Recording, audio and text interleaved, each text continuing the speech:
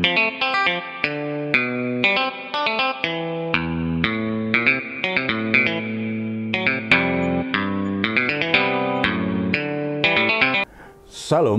God lover yang dikasih oleh Tuhan Yesus Kristus, senang berjumpa kembali dengan saudara semua dalam program Raise and God malam hari ini bersama Diaspora TV. Setelah melewati berbagai kesibukan sepanjang hari ini, mungkin saudara mengalami situasi yang membuat jiwa Anda menjadi tertekan, menjadi letih lesu, menjadi berbeban berat. Jangan pernah menyerah, sebab Tuhan mengundang kita semua untuk mengalami kelegaan. Marilah kepadaku semua yang letih lesu dan berbeban berat, aku akan memberi kelegaan kepadamu. Itu adalah undangan Tuhan Yesus kepada kita semua. Oleh sebab itu, mari kita responi, mari kita datang kepada Dia, mari kita bersatu dalam doa. Bapa di surga, kami ucap syukur karena oleh anugerah-Mu kami semua boleh menghampiri Engkau, kami boleh membawa semua pergumulan kami kepadamu. Saat ini Bapa, kami datang kepadamu, Engkau mengetahui keadaan kami, dan kami sungguh-sungguh mengharapkan belas kasihan, anugerah, dan pertolongan Tuhan untuk setiap situasi, kondisi, dan masalah-masalah kami.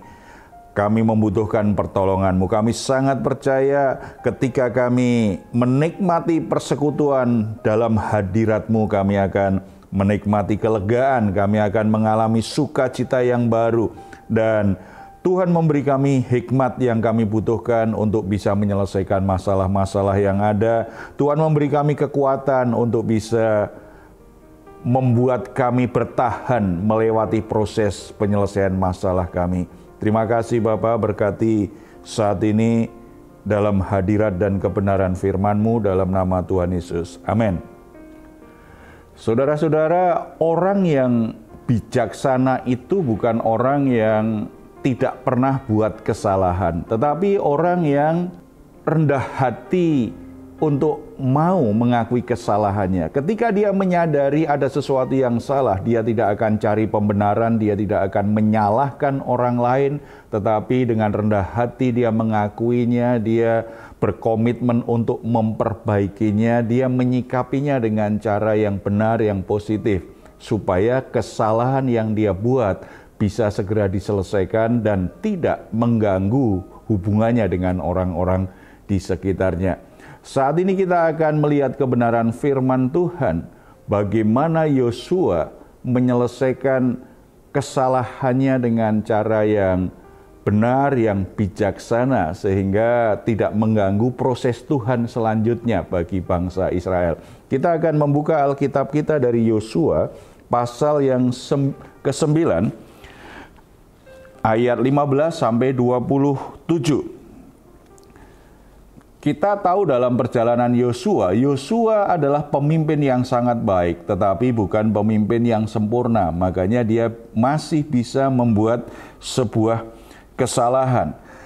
Di pasal 9 ini, kalau kita lihat di ayat yang pertama, Yosua karena tidak waspada dengan tipu muslihat orang Gibeon, akhirnya dia setuju untuk mengikat perjanjian.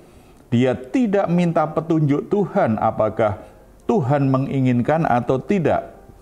Karena memang Tuhan sebenarnya sudah memberi perintah supaya setiap suku bangsa yang mereka temui, mereka harus taklukkan, tidak boleh kompromi. Karena Tuhan menjaga kalau mereka akhirnya membuat ikatan perjanjian dengan suku-suku bangsa itu, maka mereka akan dipengaruhi dengan penyembahan berhala yang biasa dilakukan orang-orang yang tinggal di Kanaan. Tetapi kasus Gibeon ini agak unik ya. Ketika merasa tertipu, sebagian orang kemudian mulai berpendapat harus dibatalkan perjanjian itu. Tapi ternyata respon Yosua berbeda dengan mereka. Kita lihat dulu ayat yang 9. Berkatalah pemimpin-pemimpin itu kepada seluruh umat, kami telah bersumpah kepada mereka demi Tuhan Allah Israel. Oleh sebab itu kita tidak dapat mengusik mereka. 20, beginilah akan kita perlakukan mereka, membiarkan mereka hidup, supaya kita jangan tertimpa murka karena sumpah yang telah kita ikrarkan itu kepada mereka. Saudara-saudara, dalam sebuah ikatan perjanjian pasti ada komitmen. Mereka menyambut tawaran untuk membuat ikatan perjanjian dengan orang Gibeon. Yosua sebagai pemimpin setuju dengan para pemimpin yang lain. Dan ikatan perjanjian itu didasarkan atas nama Tuhan. Makanya ketika ada sebagian orang berpendapat sebaiknya dibatalkan karena mereka telah menipu kita. Tetapi mereka tetap mempertimbangkan. Kita kan sudah berikrar, kita sudah berkomitmen untuk mengikat perjanjian. Ini memang sesuatu yang salah, tetapi apakah kita akan membuat kesalahan yang sama dengan membatalkan begitu saja dan mengabaikan ikrar kita, janji kita, komitmen kita kepada mereka, padahal kita mengikat perjanjian itu dalam nama Tuhan. Kalau mereka lakukan, berarti mereka menganggap bahwa nama Tuhan itu, perjanjian yang didasarkan atas nama Tuhan itu bisa dengan mudahnya dibatalkan, tidak menuntut komitmen yang besar. Itu yang jadi pertimbangan mereka semua. Saudara-saudara, akhirnya diputuskan supaya orang-orang Gibeon ini, karena mereka sudah terbongkar kebohongannya, mereka tidak dibunuh tetapi mereka dijadikan budak. Ini menjadi solusi bagaimana mereka tidak mempengaruhi orang-orang Israel dari sisi peribadatan, dari sisi pergaulan, karena status mereka sebagai budak. Dan ini yang akhirnya diputuskan Yosua dan para pemimpin umat Israel di masa itu sebagai solusi tetap menghargai Tuhan, tetapi juga tidak mengabaikan, tidak mengkhianati janji yang pernah mereka buat. Dari kisah ini kita bisa belajar beberapa hal yang sangat penting tentang kaitannya dengan bagaimana kita memiliki kebijaksanaan, bagaimana kita tetap menjadi orang yang bijak walaupun pernah membuat keputusan yang salah. Yang pertama, kita bisa belajar bahwa sebagai orang Kristen, kita ini harus selalu waspada dengan apa yang ada di dunia ini. Kita jangan mudah percaya begitu saja dengan tipu daya dunia ini, dan sebelum membuat keputusan kita juga sungguh-sungguh harus cerdik, harus bijaksana, harus punya hikmat. Kalau kita ingat apa yang pernah dikatakan Tuhan Yesus kepada murid-muridnya di Matius 10 ayat 16, di sana Tuhan Yesus berkata kepada para murid-murid, "Lihat, aku mengutus kamu seperti domba di tengah-tengah serigala. Sebab itu, hendaklah kamu cerdik seperti ular dan tulus seperti merpati." Tuhan Yesus sudah mengingatkan bahwa sebagai orang Kristen itu dianalogikan, kita itu seperti domba yang diizinkan Tuhan tinggal di kawanan serigala. Berarti domba itu makhluk yang lemah, makhluk yang tidak bisa berperang. Sementara serigala itu ganas, licik. Makanya Tuhan ingatkan para murid dan Tuhan ingatkan kita juga supaya kita cerdik seperti ular, tulus seperti merpati. Analogi binatang ini mempermudah kita untuk bisa memahami. Ular itu sangat cerdik sekali. Saudara-saudara, kalau suatu saat pergi ke hutan, saudara tidak akan bisa bedakan antara kayu dan ular yang ada di atas dahan pohon. Karena begitu tenangnya, begitu senyapnya, dia bisa hanya diam saja dan kadang-kadang memilih warna yang mirip. Atau di antara rumput-rumput, kadang-kadang kita juga nggak akan bisa melihat kehadiran dari ular. Ular dengan cerdik itu akan menyamarkan dirinya dengan apa yang ada di tempat itu, supaya ketika ada mangsa yang siap untuk diterkamnya, mangsanya itu tidak tahu. Tahu-tahu dia bisa langsung patok dan dia bisa makan. Kecerdikan ular ini yang Tuhan ingatkan. Kamu harus cerdik menghadapi serigala yang ganas, menghadapi dunia yang penuh tipu muslihat, menghadapi orang-orang yang kadang-kadang sebenarnya dia akan menipumu, akan mengkhianatimu, akan melakukan segala macam cara untuk mendapatkan keuntungan dari hidupmu. Kamu harus punya kecerdikan. Jangan sampai kamu masuk jebakan mereka. Jangan sampai kamu masuk pada tipu muslihat mereka. Yang dibutuhkan kecerdikan. Bagaimana kita menggunakan akal pikiran kita untuk tidak mudah dijebak oleh tipu daya dunia ini, tipu daya orang-orang yang akan memanfaatkan kebaikan kita.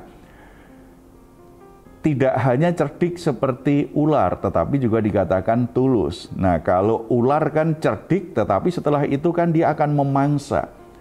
Ganas juga, tetapi tulus seperti merpati. Merpati itu memiliki kesetiaan luar biasa kepada pasangannya. Salah satu kelebihan dan keunikan merpati adalah setia dengan pasangannya. Merpati itu bisa tahu di mana tempat pasangannya dan tipe binatang yang setia dengan pasangannya. Tulus, ini menggambarkan ketulusan dalam sebuah relasi. Ketulusan dalam cinta kasih, tidak mengkhianati sahabatnya, tidak mengkhianati pasangannya, tidak mengkhianati anak buahnya, tidak mengkhianati pimpinannya. Relasinya dibangun dalam ketulusan hati. Tidak pura-pura, tidak basa-basi, dan tidak memanfaatkan kebaikan orang-orang yang berelasi dengan dia. Saudara-saudara, dalam hidup ini kita harus belajar untuk tulus. Tidak hanya cerdik tetapi tulus supaya kita tidak masuk pada jebakan kebohongan seperti yang dialami oleh Yosua dan orang-orang Israel di masa itu.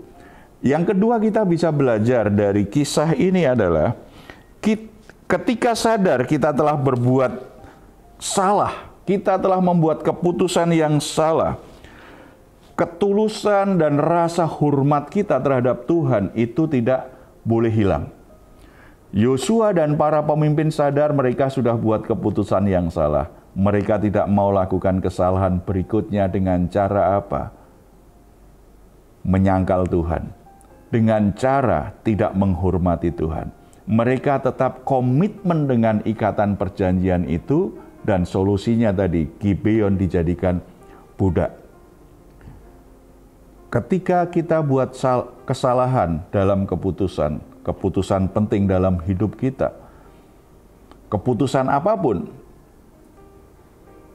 kita harus tetap menjaga kerendahan hati, ketulusan hati terhadap Tuhan. Kita tidak hanya mengaku dosa hanya supaya Tuhan akhirnya tidak mendisiplin kita, atau dalam pikiran kita supaya Tuhan tidak menghukum saya, makanya saya mengakuilah kesalahan saya di hadapan Tuhan. Tidak, tetapi begitu tahu berbuat salah, sadar bahwa itu sesuatu yang salah, itu menyimpang dari jalan Tuhan, itu menyakiti hati Tuhan, itu tidak menghormati Tuhan. Dengan tulus hati kita menyesal dan minta ampun. Ketika kita menyesal dan minta ampun, setelah itu kita berkomitmen, saya akan memperbaiki, saya akan bertanggung jawab memperbaiki yang ada. Nah, ketika kita mulai ambil tanggung jawab untuk memperbaiki kesalahan kita, kita sudah belajar dari sebelumnya kesalahan yang kita buat. Makanya kita minta anugerah Tuhan menyertai kita. Tuhan tolong saya, berikan saya hikmat, kekuatan supaya saya bisa memperbaiki kesalahan-kesalahan yang telah aku lakukan ini. Berhenti menyalahkan orang lain, berhenti menyalahkan situasi dan kondisi, tetapi lebih baik minta hikmat Tuhan bagaimana kita memperbaiki kerusakan atau masalah akibat keputusan kita yang salah. Itu lebih bijaksana. Jangan sampai kita ingin memperbaiki kesalahan tetapi justru tidak menghormati Tuhan, justru melupakan kebenaran Tuhan. Berarti kita menyelesaikan masalah, tetapi menimbulkan kesalahan berikutnya. Tidak pernah selesai dengan cara itu, tidak. Tuhan ingin kita menjadi orang yang bijak. Oke, kamu sudah buat salah. Makanya kamu bereskan, kamu selesaikan kesalahanmu dengan cara yang benar, cara yang baru, di mana ketetapan Tuhan dan hati yang menghormati Tuhan kita jaga ketika kita coba menyelesaikannya. Baik, mari kita datang kepada Tuhan. Kalau saudara saat ini ada dalam posisi seperti Yosua atau para pemimpin itu, sudah salah, menimbulkan masalah, situasinya jadi nggak enak, berhenti menyalahkan diri sendiri, berhenti menyalahkan orang lain. Kalau kita sudah datang minta ampun kepada Tuhan, percaya Tuhan mengampuni. Yang dibutuhkan adalah mari kita tetap jaga hati menghormati Tuhan, minta anugerahnya menolong kita memperbaiki kesalahan yang sudah kita buat, masalah yang timbul dari keputusan salah yang kita buat. Kita bersatu dalam doa. Bapa di surga, kami ucap syukur dalam anugerah-Mu, Engkau senantiasa menyediakan pertolongan, menyediakan kesempatan bagi kami memperbaiki apa yang salah. Tuhan mengerti apa yang sedang terjadi dengan anak-anak-Mu saat ini. Ada di antara mereka yang larut dengan kesalahan yang mereka buat karena kesalahannya mengakibatkan penderitaan keluarganya, membuat keluarganya ikut menanggung hal-hal yang buruk, sehingga mereka dikejar rasa bersalah berlarut-larut.